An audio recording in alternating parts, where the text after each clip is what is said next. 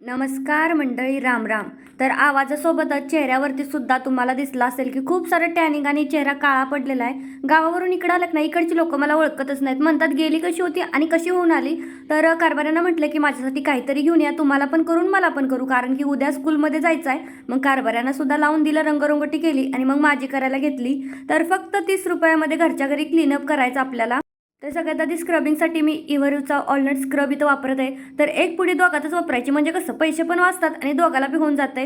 तर कारभाऱ्यांना सांगितलं, एक त्यांनी आणलं, दुसरं त्यांनी फेस पॅक आणलाच नाही. मग काय स्क्रबवरतीच भागवलं. सगळ्यात शेवटी बर्फाने थोडंसं मसाज केला, कारण की आता वाफ घेणं तर पॉसिबल नाही, खूप गरमी आहे. तसं तर इकडे कमी गरमी आहे, तरी पण वाफ घेतली नाही. म्हटलं बर्फानीच मस्त मसाज करूया, तर बर्फाने थोडासा आय मसाज केला. त्यानंतर थोडासा मॉइश्चरायझर लावलं, तर पहिल्यापेक्षा आता थोडा तरी चेहरा बरा दिसायला लागला.